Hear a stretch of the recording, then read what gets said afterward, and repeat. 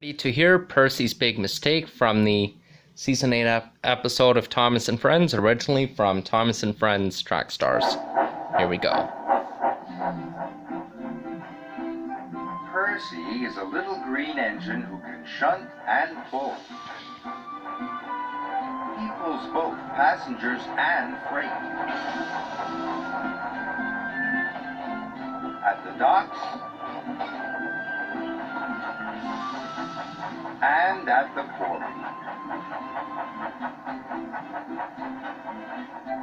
Percy's favorite job is carrying the mail. But sometimes Percy has so much to do, he ends up running late.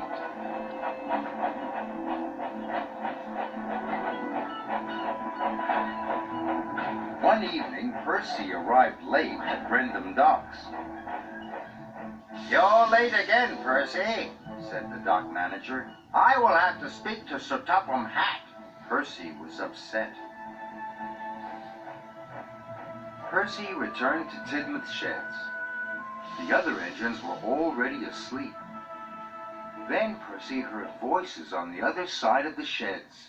It was Sir Topham Hatt, and he was talking to Percy's driver. Percy tried not to listen, but he couldn't help himself. "Percy has been late too often this week," said Sir Topham Hatt. "He must go to the scrapyards tomorrow." "Sir Topham Hatt wants to scrap me," gasped Percy. Percy worried all night long. The next morning the sun shone and the birds sang, but Percy was too upset to notice. "Sir Topham Hatt wants to scrap me," he cried, "and all because I was late." "Sir Topham Hatt wouldn't scrap a really useful engine," said Thomas. "And you, Percy, are a really useful engine." Percy felt better until he noticed the time. "I'm going to be late," he cried. Percy wheezed away. If he was on time, maybe Sir Topham Hatt wouldn't send him to the scrapyards. Percy's first job was collecting pipes from Brendam Docks.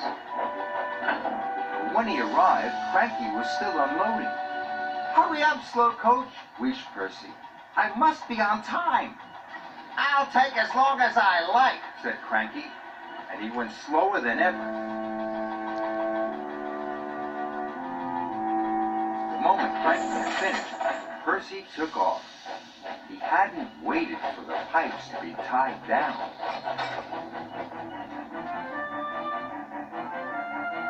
Percy rounded the bend. The pipe slipped and fell all over the track, but Percy puffed on.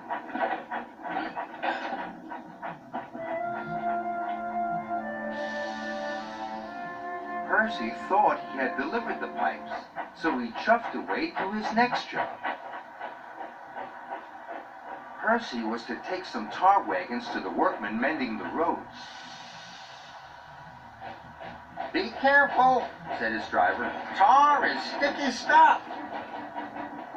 But Percy wasn't being careful. He was going too fast.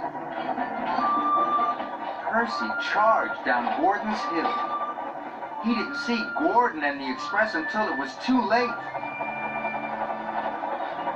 The brake van passed Gordon, but the tar wagons didn't.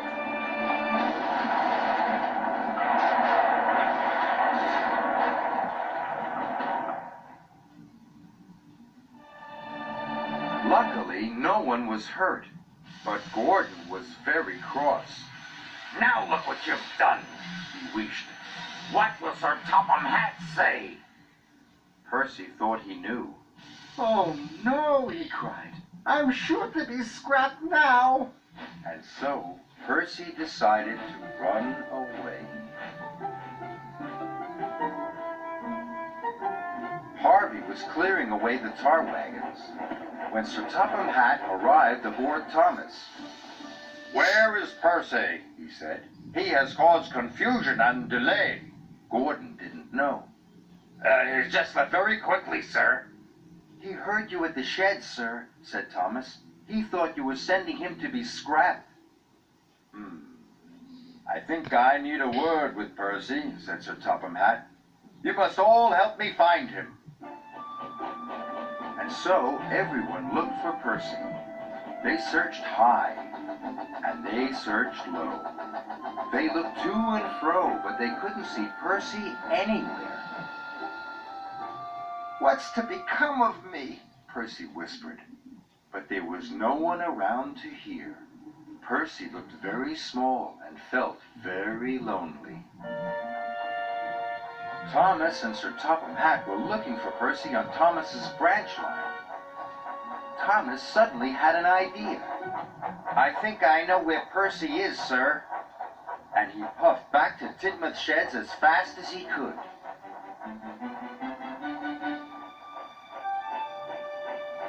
The sheds were very quiet as Thomas rolled into the engine berths.